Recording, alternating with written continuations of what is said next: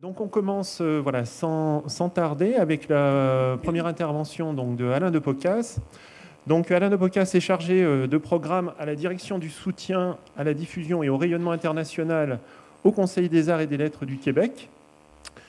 De 1999 à 2010, il a dirigé le Centre de recherche et de documentation, le CRD, à la Fondation Daniel Langlois à Montréal, où il a mis en place et géré une collection documentaire sur l'histoire, les œuvres et les pratiques artistiques associées aux arts médiatiques, électroniques et numériques. Il a également dirigé le projet DOCAM, dont il va nous parler, une alliance de recherche internationale portant sur la documentation et la conservation des arts médiatiques.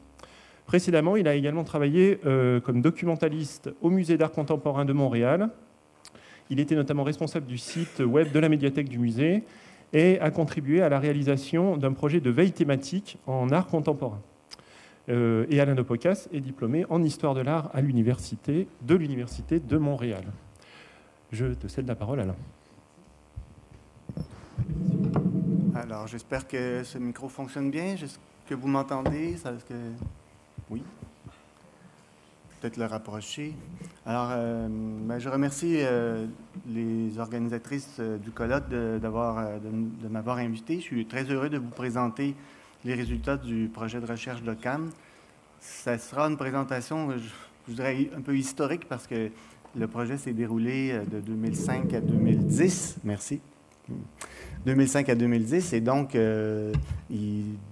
depuis ce temps, ce projet n'a pas développé davantage de résultats de recherche, mais néanmoins, j'espère que la présentation pourra vous intéresser par rapport à, d'abord, par rapport au fait que les résultats sont encore disponibles sur un site web et qu'ils peuvent servir de modèle certainement pour faire avancer des recherches dans le domaine de la conservation, de la documentation des arts médiatiques et plus précisément de l'art numérique. Pardon. Alors, sans plus tarder, malgré que hier j'ai compris qu'une grande partie des gens qui assistent à ce colloque sont déjà pas mal au fait des réalités des arts médiatiques, mais peut-être juste pour présenter rapidement ce que nous, dans le cadre de DOCAM, on avait choisi comme objet de recherche. Ça débordait les arts numériques.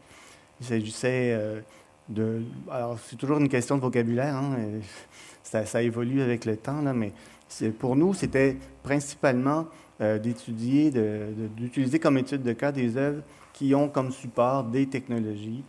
C'est dans le sens assez large. Ça peut inclure l'art numérique, évidemment, mais aussi la vidéo, les installations vidéo, des œuvres avec des éléments électromécaniques, des œuvres qui sont en réseau, qui dépendent donc de diverses technologies qui, elles, comme on le sait, sont vouées à l'obsolescence. Alors, il y avait trois axes qu'on voulait vraiment étudier de près, autant pour la documentation que pour la conservation. C'est le fait que les œuvres en question ont des comportements, ils produisent des effets sur les spectateurs, et ces œuvres se transforment avec le temps. Parfois, c'est induit par l'œuvre elle-même, c'est le souhait de l'artiste, mais le plus souvent, c'est pas souhaité et ça arrive quand même. Alors, il faut trouver des solutions pour que, au minimum, au maximum, je dirais que l'œuvre puisse continuer à performer comme l'artiste l'avait prévu au départ. Et s'il y a des dégradations importantes, que des documents puissent subsister pour que, dans le futur, des chercheurs puissent comprendre comment a évolué le développement des arts médiatiques. Alors, quand je parlais de comportement, dans le carré noir, vous avez des termes qui correspondent à ce qu'on avait repéré comme comportement potentiel de ces œuvres-là. Donc, vous voyez un peu l'objet de la recherche se situe surtout là-dessus. Maintenant, les approches documentaires qu'on voulait développer avaient des liens avec notamment comment ces œuvres interagissent avec le spectateur, quelles sont les intentions de l'artiste. C'est toujours une chose très importante à considérer si on veut préserver l'œuvre et si elle doit se modifier dans cette préservation-là. C'est clair qu'il faut quand même qu'on puisse respecter les intentions initiales. Ensuite, on voulait développer une meilleure connaissance sur les réseaux de collaboration des artistes. On sait que c'est rare, les artistes qui travaillent seuls dans le domaine de l'art et de la technologie. Alors, qui détient tel ou tel champ de connaissances, c'est un autre élément à documenter. L'historicité des composants, ça aussi c'est important. Plusieurs composants sont des éléments qui étaient ou qui ont été ou qui sont encore parfois disponibles sur le marché. Mais néanmoins, il faut comprendre d'où viennent ces composants-là, parce que dans des œuvres qui sont variables, qui ont des médias variables, des composantes variables, bien, en connaissant l'historicité des composants, on peut imaginer dans le futur quel serait un éventuel composant qui pourrait remplacer un autre sans nuire de façon importante à l'authenticité de l'œuvre ou à son intégrité. Précédemment, avant DOCAM, la Fondation Daniel Langlois avait participé à d'autres projets de recherche ou avait des liens avec d'autres projets de recherche similaires.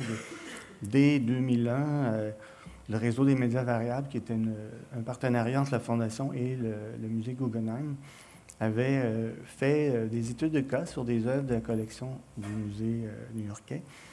Et les résultats sont toujours disponibles sur un site web. Et parmi ces résultats, il y avait une exposition qui s'appelait Seeing Double, on peut dire voir double. Et le concept muséal était que pour environ 7 œuvres, je crois, il y avait 7 œuvres dans l'exposition, on montrait 2 versions de chaque œuvre. Une version, la version originale, qui était toujours fonctionnelle, et une version qui reposait sur l'émulation, qui est une des stratégies de conservation qui était étudiée dans ce projet de recherche. Alors, ce qui est intéressant de voir, c'est que l'œuvre originale, évidemment, c'était ce que la version émulée devait reproduire le mieux possible. Et dans l'exposition, il y avait une variante entre... il y avait, dans certains cas, des œuvres qui étaient identiques dans leur version émulée. C'était même un peu... au niveau muséal, c'était pas fameux de voir 2 œuvres identiques, mais on comprenait le processus. Voici, pour certains types d'œuvres, les comportements que l'œuvre possède sont totalement réplicables avec le processus d'émulation. Dans d'autres cas, il y avait des divergences importantes, notamment c'était tout ce qui était comment je pourrais dire, le rythme de développement de l'œuvre. Souvent, par émulation, avec les ordinateurs plus puissants, on avait des œuvres qui étaient trop rapides. Donc, les délais qui étaient naturels dans la version originale se perdaient dans les versions émulées. Évidemment, c'est des choses qui peuvent s'ajuster dans certains cas, mais c'était plus un concept, là, comment on dit ça? C'était pour faire il y avait un aspect laboratoire dans cette exposition-là, et ça a permis on a aussi documenté les diverses méthodes qui avaient utilisées. Pour chaque œuvre, il y avait une stratégie qui était un peu différente, bien sûr. Et il y a aussi une publication qui a été réalisée à cette occasion, qui s'appelait « La permanence par le changement ». Je crois qu'il y a encore des éléments, même si ça date de 15 ans ou presque, il y a des éléments qui sont encore pertinents dans cette publication-là. Ceux qui s'intéressent au sujet de la conservation des arts numériques peuvent s'y référer. Ensuite, il y a eu, mais c'est parfois, les projets pouvaient se dérouler en même temps. Il y a V2 à Rotterdam, qui avait aussi un projet de recherche très intéressant, Capturing Unstable Media, où, encore, cette fois-ci, il y avait eu une structure documentaire qui avait été mise en place, qui était fort intéressante. DOCAM s'en est inspiré. Et comme dans bien des cas, dans les recherches de DOCAM, on est allé chercher les experts qu'on avait rencontrés au fur et à mesure du développement des autres projets de recherche. Inside Installation, qui est un autre projet européen, qui était financé par la communauté européenne, piloté par l'organisme des Pays-Bas, mais dans lequel plusieurs musées internationaux avaient collaboré. Vous avez les noms à l'écran. Encore une fois, des résultats de recherche très intéressants, des vidéos sur les diverses activités qui avaient été faites pour faire en sorte que certaines œuvres puissent continuer à exister. Donc, des travaux de restauration et de conservation importants sur des œuvres complexes. Ensuite, projet surtout américain, mais à laquelle le Tate Modern de Londres avait participé, Matters in Media Art, qui était là. Le titre est intéressant parce qu'on revient à la matière. Souvent, dans l'art numérique, on oublie trop vite que tout ça repose sur des objets physiques. Donc, encore une fois, un site web qui est toujours actif. Et pour ceux qui s'intéressent, il y a des résultats de recherche qui sont très intéressants. Et nous, à la Fondation Langlois, à l'époque, au Centre de recherche et de documentation, on avait aussi des chercheurs en résidence qui venaient, et notamment une chercheure australienne, Lizzie Mueller, qui avait fait des recherches sur la documentation de l'expérience du spectateur. On en a un peu parlé hier. Ça nous semblait fort important de développer aussi dans l'ensemble des travaux de Docam, de considérer que non seulement l'œuvre est à documenter, mais qu'autour de que cette œuvre-là, elle a des effets sur les spectateurs et il faut les documenter aussi. Bon, alors, Lizzie avait développé un questionnaire qu'elle avait utilisé lors de la présentation d'une œuvre de David Rockaby dans une exposition à Montréal en 2008. L'œuvre s'appelait The Giver of Names, une œuvre assez complexe avec ce que j'appellerais ici, pour faire simple, l'interface avec l'usager n'était pas clair, n'était pas si facile à comprendre. Et, on a vu que les spectateurs qui n'étaient pas habitués aux arts numériques, qui n'étaient pas habitués aux arts médiatiques, avaient quand même une certaine difficulté à utiliser l'œuvre d'une façon conséquente. Utiliser, c'est un terme entre guillemets, là. Les résultats de ces recherches-là sont toujours disponibles sur le site web de la Fondation. Et je pense que la documentation de l'expérience du spectateur, c'est encore un élément qui mérite beaucoup de développement. Parce que lors des recherches, quand dans un musée qui détient une œuvre de ce type-là, des questions se posent sur la préservation, s'il y a des changements à opérer à l'œuvre, s'il faut utiliser d'autres technologies, bien, parmi les choses à considérer, il y a les effets sur le spectateur. Et si on n'a pas une documentation là-dessus, bien, on part avec des idées parfois préconçues sur comment le spectateur reçoit l'œuvre. Et avec des études de ce type-là, bien, ça ajoute, on peut dire, à la somme des informations qui seraient parfois indispensables lorsque des décisions doivent être prises.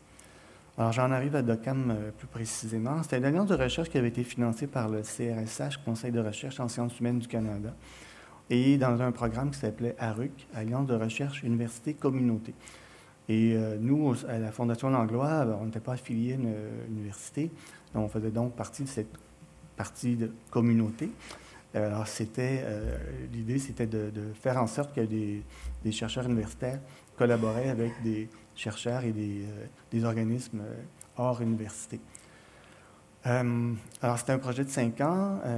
Vous avez à l'écran le nom des principaux partenaires. Donc, il y avait d'une part des universités, des départements d'université, des chercheurs, et d'autre part des musées canadiens qui disposaient dans leur collection d'œuvres qui ont fait donc l'objet d'études de cas. Et tout tournait autour de ces études de cas. Je vais vous en dire un peu plus dans quelques minutes. Et parmi les partenaires, vous retrouvez aussi des organismes fédéraux canadiens, comme le Réseau canadien d'information sur le patrimoine, qui avait pour charge de s'assurer à la numérisation des catalogues de l'ensemble des musées au Canada. Donc, ils ont participé notamment sur les travaux sur le catalogage. Alors, c'était une approche multidisciplinaire. Les 5 principaux axes, c'était la documentation, la conservation, le catalogage, la terminologie et l'histoire des technologies. Et les 5 résultats que je vais vous présenter à la fin de ma présentation, c'est justement les 5 outils qui ont été développés dans ces axes-là.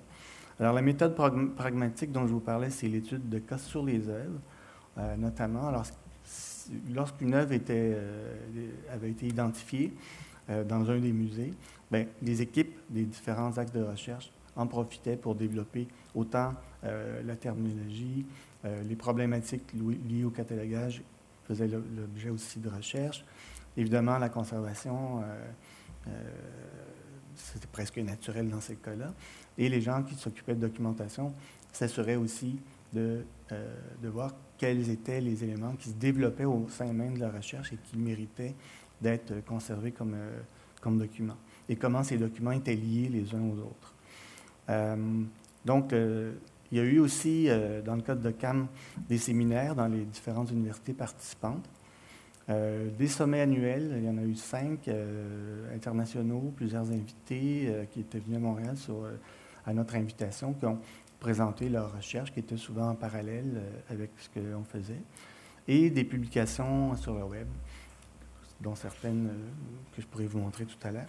Alors, les équipes de recherche, autant constituées de professionnels de musée, surtout restaurateurs, des professeurs à l'université, des assistants de recherche, qui était très important dans tout le projet, et différents spécialistes externes, notamment ce qu'on a appelé les technologues, faute de meilleurs termes. C'est souvent des gens qui sont des partenaires ou des assistants ou des gens qui travaillent avec les artistes et qui détiennent souvent des connaissances très importantes, surtout quand vient le temps de mieux comprendre le fonctionnement de certaines de ces œuvres. Je vous montre une liste des différentes études de cas qui ont fait l'objet des recherches. La plupart venaient des collections des musées participants.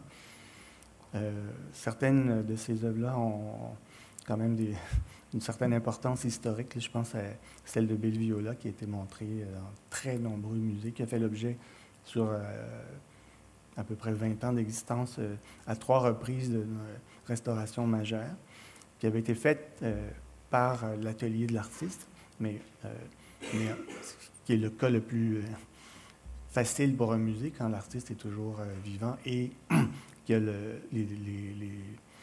les moyens de faire une restauration complète. Des œuvres avec des éléments électromécaniques, des œuvres numériques, des œuvres avec des projecteurs de 16 mm, mais avec qui sont modifiés, donc qui ont des caractéristiques dont les éléments principaux ne peuvent pas être remplacés comme ça par un autre élément qu'on achète. Alors, il faut comprendre comment l'élément a été modifié et puis pouvoir, si nécessaire, répliquer cette modification-là sur d'autres appareils. Alors, les résultats de DOCAM sont un guide de catalogage, un guide de conservation, un modèle documentaire, ce qu'on a appelé le glossaurus, qui est un mot, contraction entre glossaire et thésaurus, et le timeline historique des technologies. Et sur le site web, vous pouvez encore consulter de nombreuses captations vidéo, des séminaires, des sommets, une bibliographie assez imposante, mais qui évidemment n'est pas à jour depuis 2010. Alors, il y a peut-être un peu de travail à faire par vous de ce côté. Une veille thématique et les plans de cours et des listes de lecture des séminaires. On a essayé le plus possible de récupérer tous les éléments qui pouvaient éventuellement servir à continuer des recherches dans avec les mêmes objectifs et les mêmes paramètres. Donc, le site web de DOCAM, c'est la page principale. Vous pouvez voir déjà à droite le menu qui propose les grands éléments que je vous ai présentés. Et le premier, c'est le modèle documentaire de DOCAM. J'aurai évidemment très, très peu de temps pour vous présenter en détail chacun des éléments, mais l'idée du modèle documentaire, c'était de regrouper l'ensemble des documents d'un dossier, qu'on appelait le dossier numérique de l'œuvre, qui se voulait le plus exhaustif possible. Bon, bien sûr, c'est pas toujours nécessaire ou possible de faire ça, mais on voulait le faire à titre d'exemple. On voulait monter quelques-uns de ces dossiers-là pour montrer quels sont les liens possibles entre les différents documents. Et pour ce faire, on voulait tenir compte du cycle de vie de l'œuvre, notamment. Alors, une œuvre de ce type, les œuvres de ce type étant variables, étant sujettes souvent, elles ont plusieurs versions. Alors, on voulait que chacun des documents soit associé à un des moments, à un des cycles de la vie de l'œuvre. Et on voulait aussi tenir compte des différentes sources des documents. Il y a plusieurs, dans la vie d'une œuvre, il y a énormément d'intervenants qui chacun peuvent être en mesure de produire des documents. Et ça peut être dès la conception de l'œuvre jusqu'à la réception, jusqu'à les différents documents de restauration plus tard dans la vie de l'œuvre en question. Alors, ce que on a appelé les agents, ce sont les principaux, les personnes qui sont susceptibles de produire des documents. Vous avez la liste à gauche. Merci. Et à droite, là, on a les sources d'information, c'est-à-dire les lieux où peuvent se trouver les documents en question. Je reviens en arrière. Oui. Alors, ça, c'est la liste, et je ne vous ferai pas évidemment la lecture de tout ça. La liste de tous les types, excusez-moi, c'est en anglais, là, on travaillait toujours de façon bilingue dans Docam. C'est une liste qui est peut-être pas exhaustive, mais de tous les types de documents qu'on pouvait pouvoir considérer dans un dossier numérique d'œuvre. Alors, c'est juste à titre d'exemple que je vous les montre.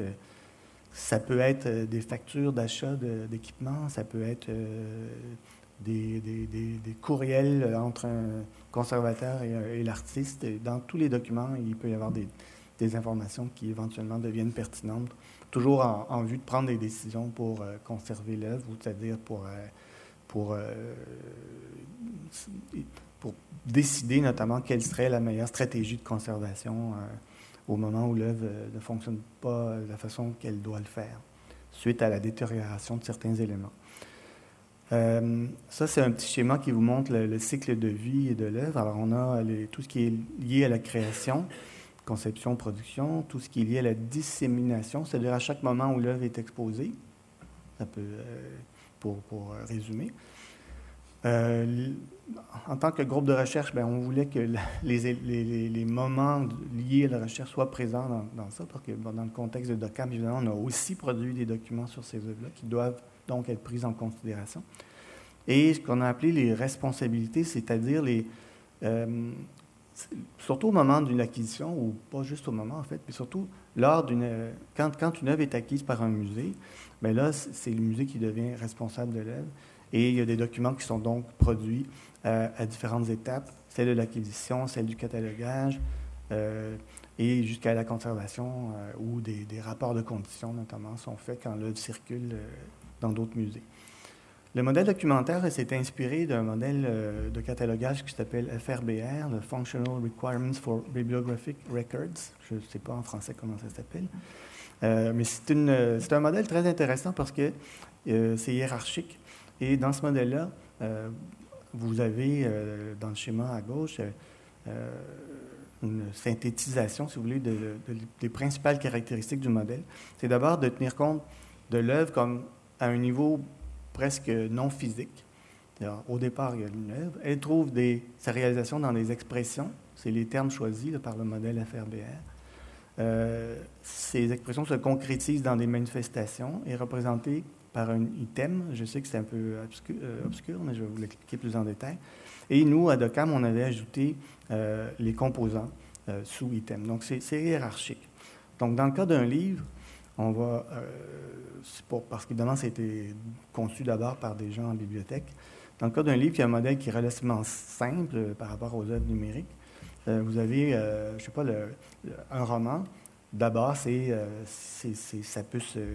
le roman, quand on en parle, déjà, le roman existe, c'est presque au niveau conceptuel.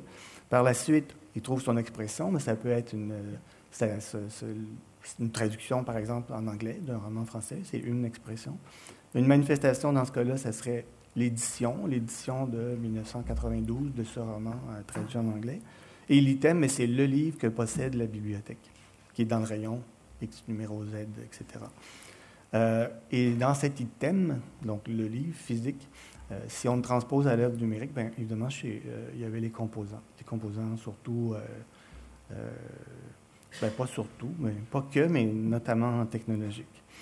Je sens que le temps passe vite, je n'irai pas trop dans le détail, mais ces écrans-là sont pour montrer un exemple de cette hiérarchie pour une œuvre en particulier, une œuvre de David Rockaby qui avait été commandée par la Fondation Langlois, qui s'appelle Machine for Taking Time.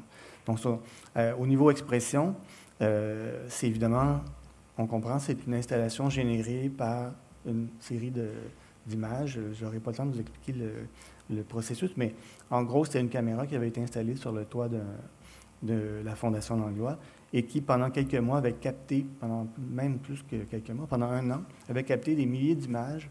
Une caméra qui a un moteur qui peut tourner à 360 degrés et captait des images de chacun de ces angles à différents moments dans l'année. Donc, on se retrouve avec une grosse banque de données d'images. Et David avait développé un logiciel qui allait puiser en temps réel dans ces images-là pour les montrer sur des écrans. Ce que ça donnait, c'est un panning avec des images en fondu qui montraient le même arbre l'hiver, l'été. Ensuite, on pannait vers un building et encore là, la lumière changeait, etc. Donc ça, c'est le concept. Il y a eu une première manifestation in situ à la Fondation Langlois et des manifestations subséquentes dans des musées où d'autres versions de l'œuvre ont été présentées. On comprend là, la hiérarchie du modèle FRBR s'explique de cette façon-là. Donc, une première manifestation dans une autre ville pour l'expression 2, qui était une autre version donc, de l'œuvre. C'est peut-être un peu complexe, là, mais c'est dur à résumer en peu de temps. Mais autrement dit, les expressions sont différentes versions de l'œuvre et les manifestations sont différentes présentations de ces différentes versions. Donc, dans le modèle documentaire, je vais avancer jusqu'à... Dans le modèle documentaire, tous ces moments dans l'historique de l'œuvre sont identifiés. C'est-à-dire que chaque document est associé à une de ces manifestations, à une de ces expressions, à un de ces items, selon le cas. Donc, dans le bas de l'image, en vert, là, ce n'est pas interactif parce que je ne suis pas sur le site web. Et dans le site web, vous avez le modèle en question où vous pouvez interagir en cliquant sur différents éléments. Donc, en bas, vous pourriez isoler. Chacun des icônes, évidemment, ici, représente des documents. Ça peut être des images, des vidéos, des documents papier qui sont scannés, etc. Et si vous cliquez sur différents éléments dans le bas, bien, ça vient isoler certains de ces documents-là. Et donc, on peut repérer quel document est lié à tel ou tel élément dans la section du bas. Et dans le haut, vous avez des éléments qui représentent le cycle de vie de l'œuvre. Alors, vous pourriez isoler des documents qui sont liés au moment de la création, au moment de la recherche, à différents moments de la dissémination. En anglais, ici, c'est les différents moments des différentes expositions, le moment où l'œuvre est montrée au public, seul, mais sous différentes versions, dans certains cas. Et à droite, bien, c'est les responsabilités, c'est-à-dire ce serait des rapports de conditions qu'un musée a réalisés ou des documents liés à une restauration de l'œuvre, par exemple. Très bien. Un autre élément, c'est le timeline historique des technologies. Ici, l'idée, c'était de montrer dans une interface interactif. En fait, on avait repris plusieurs des études de code d'Occam et on les avait intégrées dans ce timeline. Et on avait aussi intégré différents éléments technologiques associés aux œuvres et associés à différentes versions des œuvres. Alors, si on cliquait sur une des œuvres, on avait déjà un écran qui donne des informations sur l'œuvre avec des liens externes si nécessaire. Et dans cette œuvre, on pouvait cliquer sur les éléments qui étaient liés. Par exemple, ici, un logiciel développé par l'artiste Rockaby pour l'œuvre dont je vous ai parlé tout à l'heure. Et on avait aussi accès à une vue en détail de cet élément-là.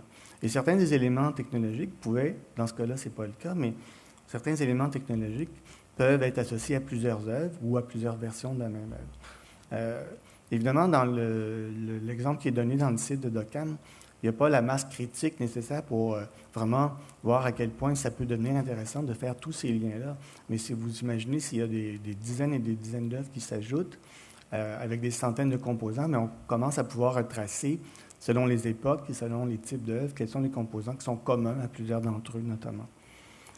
Donc, les connaissances sur chaque composant peuvent être partagées selon les cas, entre différentes études des œuvres qui sont incluses dans le timeline. Ensuite, on a le guide de catalogage. Ça s'adresse évidemment surtout à des spécialistes qui ont à cataloguer ces œuvres dans les collections muséales. Dans ce guide, il y avait notamment, on proposait un questionnaire de conservation qui était destiné à poser les bonnes questions aux artistes au moment de l'acquisition. Une liste de vocabulaire, des exemples de contrats. Alors, c'est un peu technique, là, mais c'est des choses qui, pour des gens qui font du catalogage d'œuvres de ce type-là, peuvent être fort utiles. Un exemple de description dans le guide de catalogage d'une œuvre qui doit tenir compte notamment des différentes versions de l'œuvre.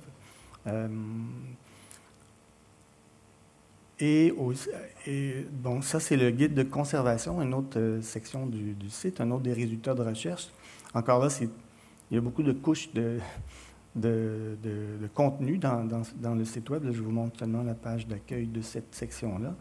Mais vous pouvez voir dans le sous-menu, déjà, ce qui est intéressant, c'est qu'on avait développé on avait mis beaucoup d'informations sur les différentes stratégies de conservation proposées, qui étaient l'émulation, dont j'ai parlé un peu tantôt, et la migration, évidemment, l'entreposage, qui est le mode le plus classique qu'on peut imaginer, la réinterprétation, qui déjà là a un degré de risque supérieur, jusqu'à la reconstruction, qui peut être en dernier recours une stratégie à considérer.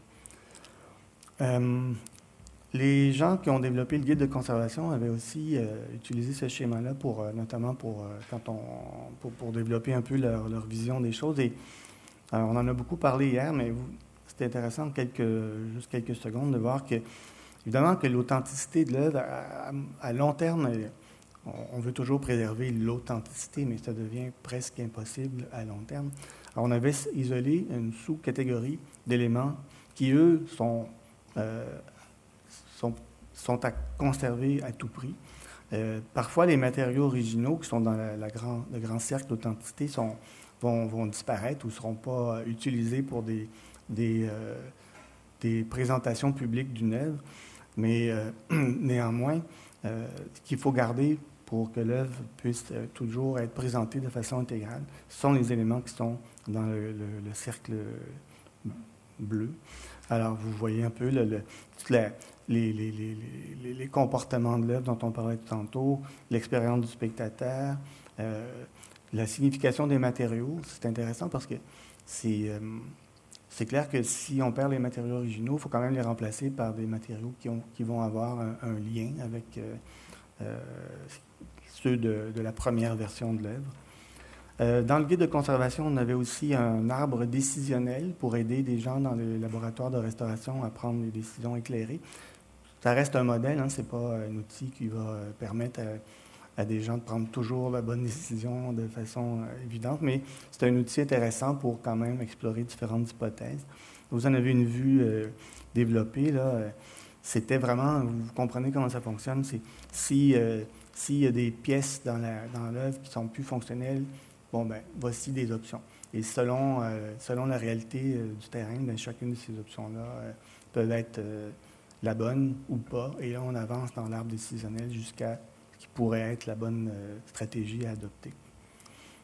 Le glossaurus, qui se présente de façon plus... oui, un mot de conclusion. J'y arrive. En 2 mots, c'est un exemple ici là, des termes qu'on avait inclus dans cet outil terminologique. Chacun avait une définition, il y avait des sous-termes et il y avait une version anglaise et française. Alors, c'est un outil quand même intéressant. En conclusion, que dire? C'est un projet quand même qui s'est terminé il y a 7 ans. Il y a certainement eu, et je sais qu'il y a eu beaucoup de travaux qui ont continué qui ont développé ces actes de recherche-là. Je pense néanmoins que ce sont des exemples qui peuvent toujours être éclairants. Et c'est pour ça que je voulais vous les partager aujourd'hui. Je vous remercie.